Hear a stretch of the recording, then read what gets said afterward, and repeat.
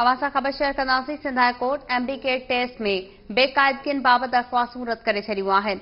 दरख़्वास्तूं रद्द करण जा सबब बाद में जारी कंदासीं। 41,000 उम्मीदवारनि टेस्ट ॾिनी, 100 माण्हुनि खे फ़ाइदो थियो हूंदो, चीफ जस्टिस रिमार्क्स ॾिना आहिनि।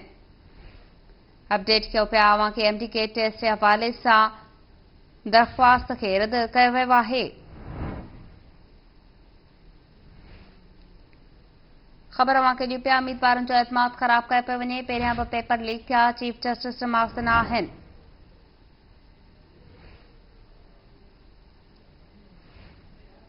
अपडेट कयूं पिया अवां खे ख़बर जे हवाले सां उम्मीदवारनि जो एतमाद ख़राब कयो पियो वञे। चीफ जस्टिस पारां रिमार्क्स ॾिना विया। गस पेपर लीक थियो आहे, ओरिजिनल पेपर लीक न थियो, एडिशनल एडवोकेट जनरल पारां ॿुधायो वियो।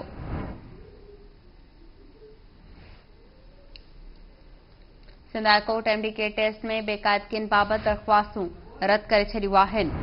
दरख़्वास्तूं रद्द करण जा सबब बाद में जारी कंदासीं। 41,000 उम्मीदवारनि टेस्ट ॾिनो, 100 माण्हुनि खे फ़ाइदो थियो, रिमार्क्स में चयो वियो।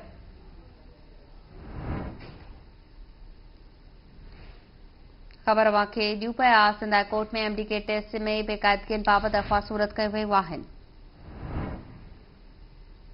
सिंध हाई कोर्ट दरख़्वास्तूं रद्द करे छॾियूं आहिनि। अवां खे अपडेट कयो पिया दरख़्वास्तूं रद्द करण जा सबब बाद में ॿुधाया वेंदा।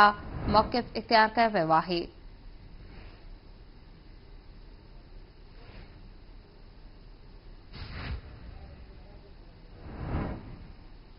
दरख़्वास्तूं रद्द करण जो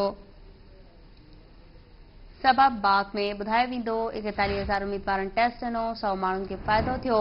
रिमार्क्स में चयो वियो आहे त 12 लख रुपयनि जो पेपर विकिरो थियो आहे। तफ़सील मालूम कंदासीं। लाइन ते मौजूद आहे आज़म सुरानी। जी आज़म।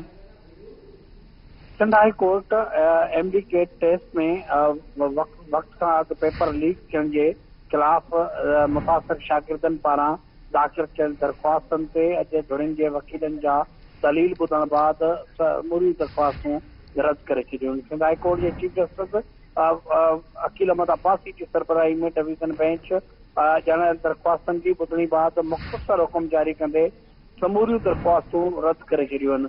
अॼु कार्रवाई के दौरान एडिशनल एडवोकेट जनरल सिंध हुकूमत के तरफां ऐं उन जे ॿियनि इदारनि जे तरफां अदालत में इहो मौक़िफ़ अख़्तियार कयो त गैस पेपर लीक थियो, पर ओरिजिनल पेपर जेको हुयो टेस्ट जो उहो लीक न आहे थियो, उनजी का बि साबिती कोन्हे का, इन करे ही दरख़्वास्तूं ॿुधण जोॻियूं न आहिनि। जॾहिं त दरख़्वास्तदार शागिर्दनि जो इहो मौक़िफ़ हो त हिकु भेरो ॿीहर जेको मेडिकल में दाख़िला जे लाइ जेको वरितल टेस्ट जेको पेपर हुयो उहो जेको हिकु राति अॻु ई जेको आहे लीक थी चुको आहे, मुख़्तलिफ़ माण्हुनि ताईं पहुची चुको ऐं 12 लख रुपया जेको आहे उनजी क़ीमत लॻाई वई ऐं उन जे नतीजे में जेको आहे जेके अहल ऐं हक़दार ॿार आहिनि जेके पैसा भरे न सघिया उन्हनि खे जो हक़ मारियो वियो आहे ऐं जेको आहे पेपर लीक थियण जे करे 72 माण्हुनि जा ॿार जेके आहिनि उहे पास थिया आहिनि। अदालत अॼु धुरियुनि जे वकीलनि जा दलील ॿुधण खां पोइ इहे दरख़्वास्तूं रद्द करे छॾियूं आहिनि ऐं मुख़्तसर हुकुम जे ज़रिए जो तफ़सीली फ़ैसिलो